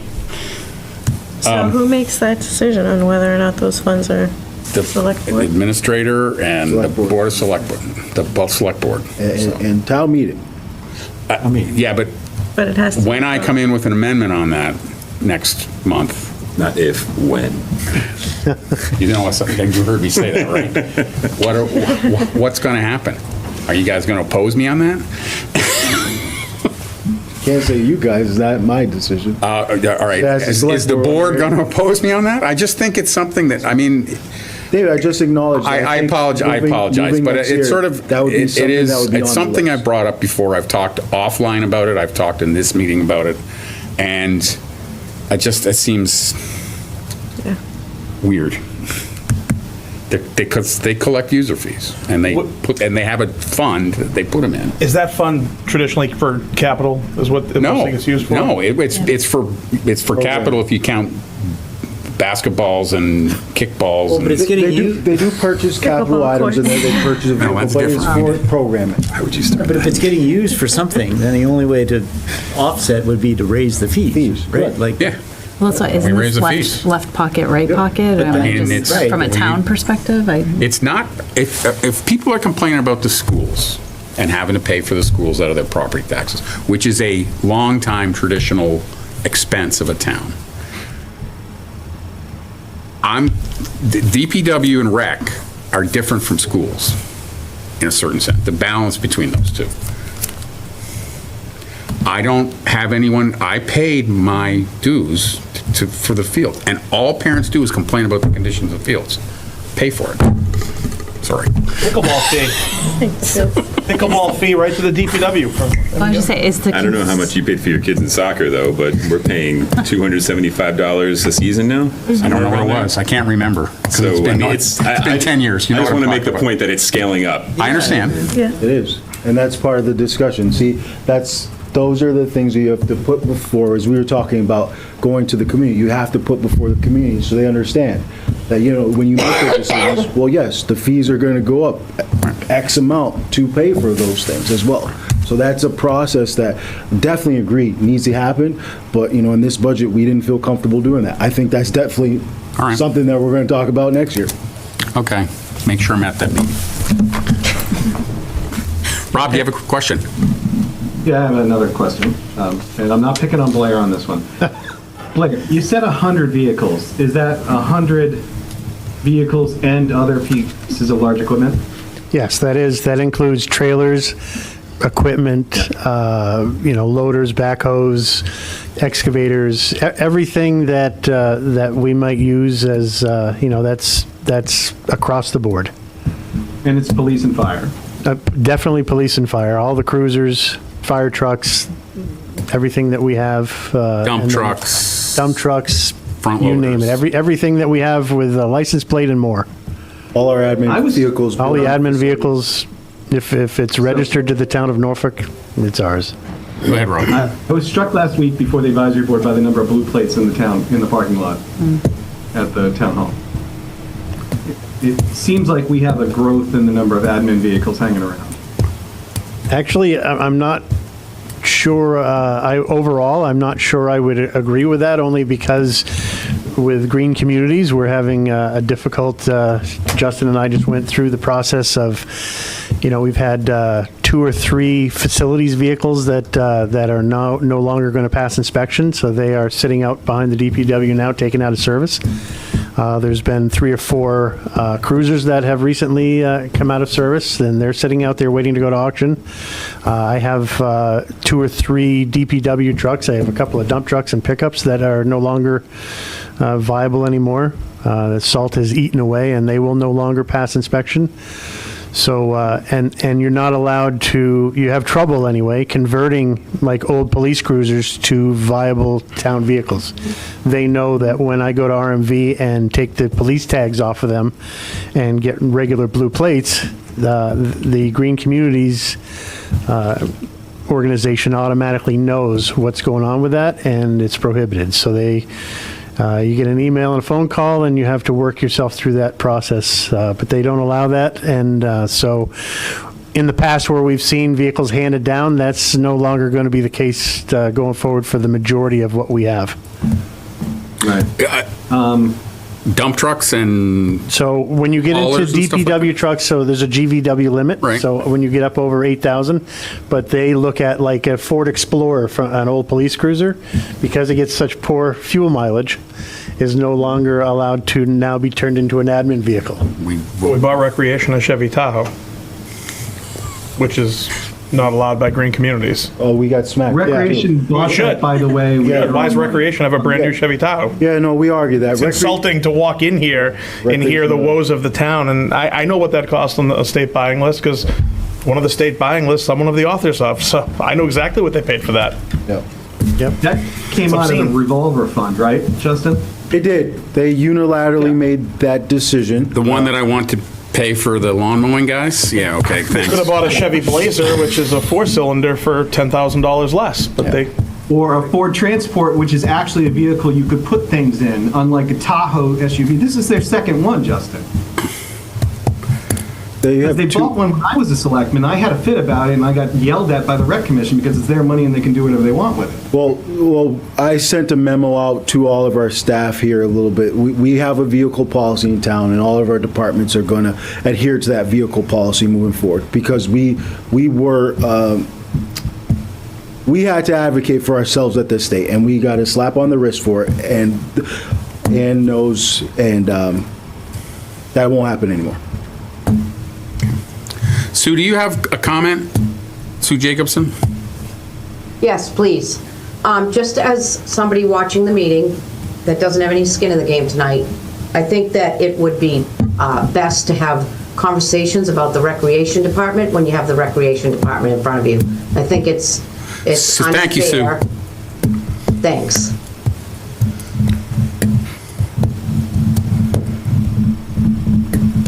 Looking at the revenue budget. However, does anyone have any other questions for Blair? Yes, one question, Blair. So what happens with all those vehicles that you can't do anything with? They go to auction. So usually we collect them. There's probably, I would say, about a dozen, give or take, at the moment. Yeah. They're out behind the DPW. There is a bit of a exercise to go through to have a government surplus auction. They come out, we have rules in place where none of the vehicles are allowed to drive off the property. And they come from everywhere you can imagine. We had just recently had one show up in New Orleans where a guy came here, bought an old cruiser that I'm surprised made it to the end of the branch. He hired a tow truck to tow it off of the DPW property. They dropped it at the end of Medway Branch. He drove it to New Orleans and left it in a parking garage somewhere, and we got a ticket from New Orleans PD wondering why the town, because he never registered it. So the last time the VIN number showed up was the town of Norfolk, and so we had to go through and prove that this guy bought it and it wasn't ours. But Yeah, all right, so thanks. yeah, government surplus vehicles. There is a process involved, and Did they you check know. the trunk? Excuse me. Maybe that's why we don't let them drive it off the property. You have to tow it. What you do from there is on you, but it is interesting. we get peanuts for them, too. Right. Yeah. I mean, we had an old Ford F8000 dump truck that sold for like $650 to an old farmer in Connecticut. So but we wring every bit of use out of them we can, because they are expensive. A new dump truck now is $250,000. So we run them for 30 years until the salt has eaten every piece of it out, and it's no longer viable to keep up, and then we have to move on. But Thank you. yeah, you're welcome. Anyone else have any questions for Blair? Thank you, Blair. Thank you. Thanks, Blair. Have a great evening, everyone. You too. So, Justin sent around last night or this morning, or Erica may have forwarded it to all of us, was the final budget that was voted on yesterday by the select board. Oh shoot, I wanted to ask him a question. I'll ask the planning board next week. It's about Avery Way, so.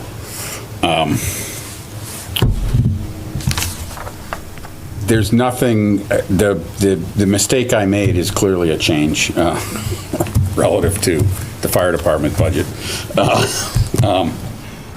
Is there anything, other major changes that we weren't aware of before? No, the only difference that I didn't communicate to you all yet, I don't think, was there was a grant opportunity for the managed detection response in IT that we're funding in the budget.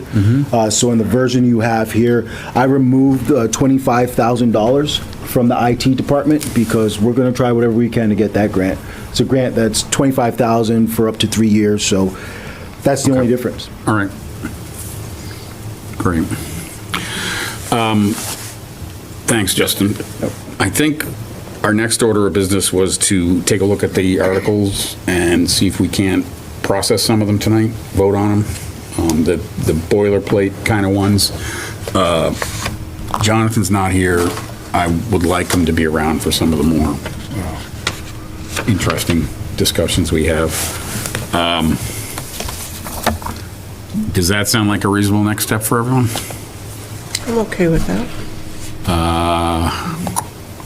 So let me get the warrant up.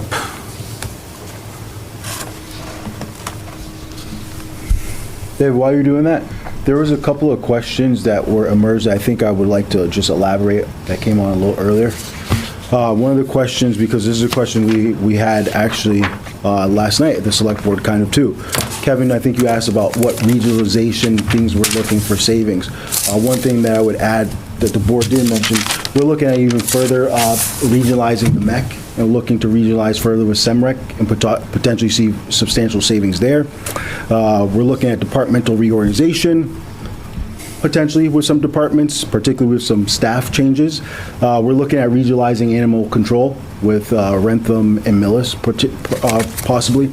And for example, the ATA HR director role, by hiring the ATA HR director role, the schools are realizing a savings as well because their human resources director is retiring, and instead of hiring an HR director, they're going to hire HR generalists at a lower salary, but they're going to rely on the town to help with the higher level things. So it realizes savings on the school there. So we're constantly looking at opportunities there to realize savings there. I apologize. What was the HR comment? What are we doing that's allowing them to? Assistant town administrator / HR director role.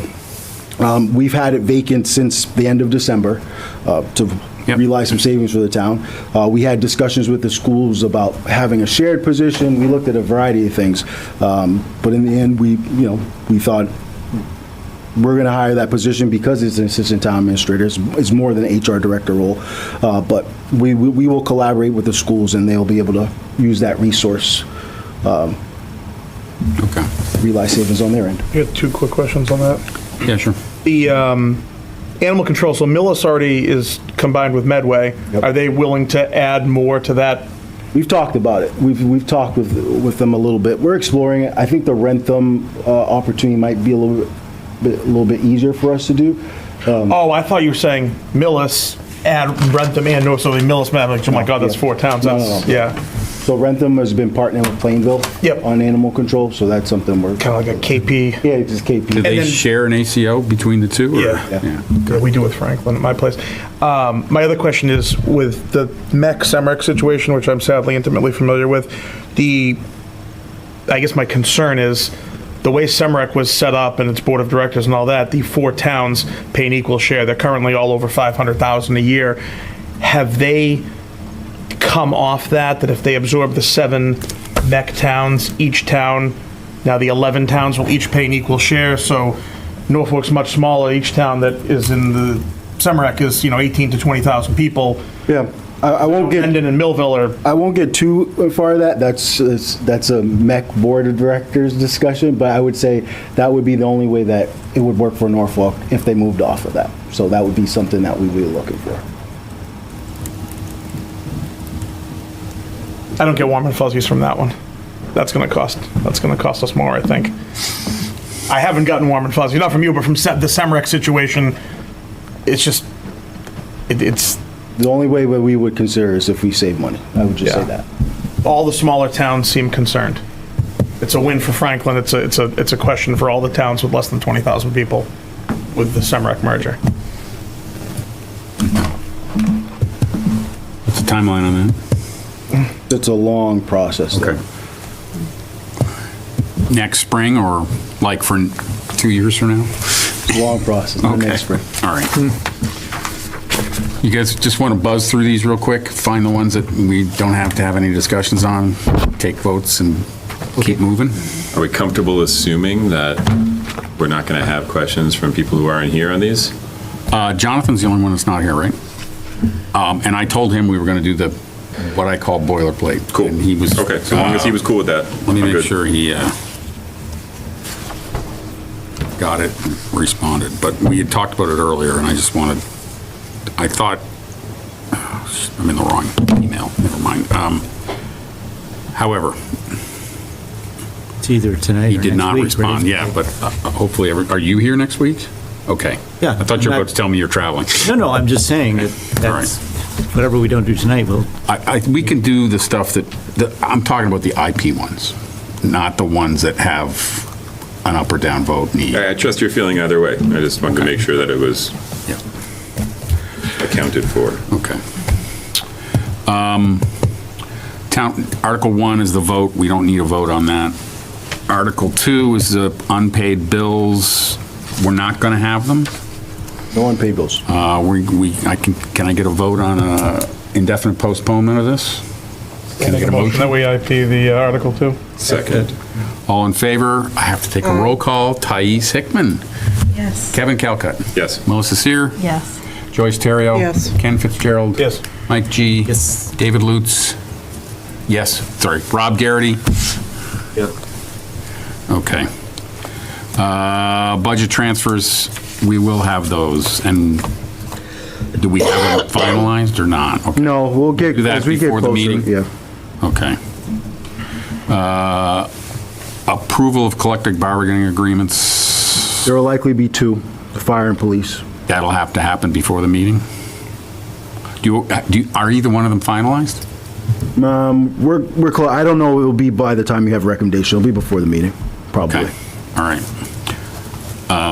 We are meeting. I would just say We are that- meeting next week, but the planning board's coming back after their public hearing. Yeah, it so- definitely won't be for next week because the board would have to vote on it. But I will just say, just for advisories, knowledge, and town meeting eventually when we get there, we've already accounted for what likely will be the agreements in the budget. They're already reflected in there, so I'm not concerned. Non-union, I think you do. Yep. Thank you. Non-union cost of living adjustments. There's a proposal for, I'm sorry, we talked about this, It's in there, yeah. and it's 1.5%? No, so this is aligned with the clerical union this year. It's 1.75% in July, and it's an additional 0.5 in January. It's a split rate this year. Okay. Why don't we push this one? Now I got to go back to my list. The Select Board, General Fund, no. Water Division, Wastewater Division, no. So capital funds, other sources, and capital funds borrowing. We won't have any.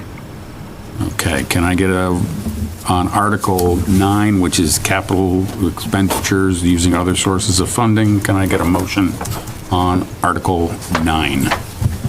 Make a motion, we indefinitely postpone on it. I can't talk. IP Article 9. Second.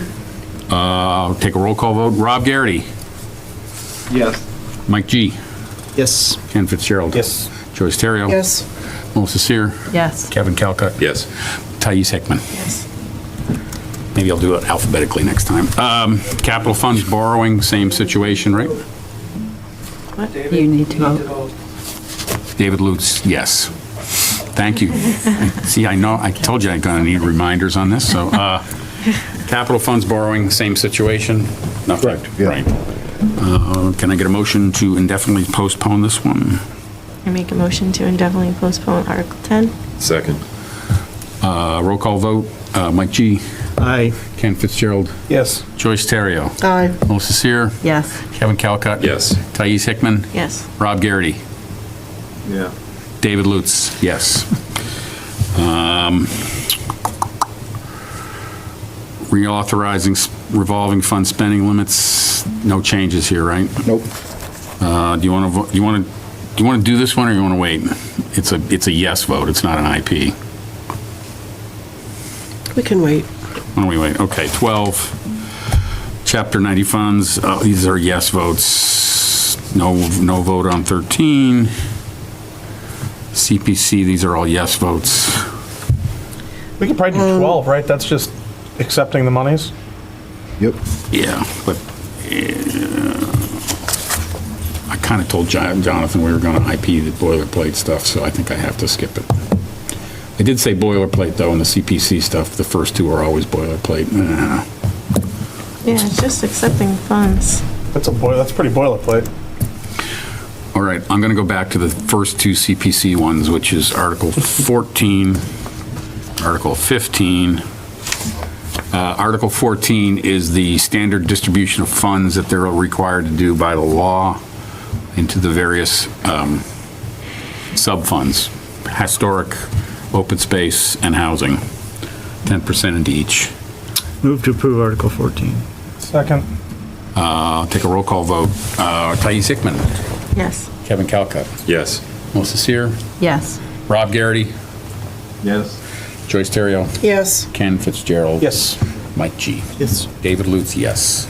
Are we required to vote on each article individually, or could we bundle them for the sake We've never of bundled the them before, process? and I don't know the answer to that question right now. Okay. It would have required me going through them and bundling for you. Getting a nod from Justin, I think that from a regulatory standpoint, we can. It's just You can, it's your Feelings of the discretion, it's group. up to you. But I don't, why don't I come back with a bundle list for next week then? So that Kevin, it never ever occurred to me before, so. Bundle which ones? It's like riding longhand. We're You could bundle all the standard ones. I would object. You would? I would. It's only 40 articles. It's not like there's 800 of them. I mean, let's just. But some of the Pay attention to CPC the ones individual. are going to, No, we wouldn't bundle the ones that are about project specific. okay, We would bundle ones that are standard practice boilerplate. okay. Kind of like we did. We haven't done it in a few years at town meeting. And I'm just talking about in the context of our approval to move them forward. I'm not talking about a town meeting. All right.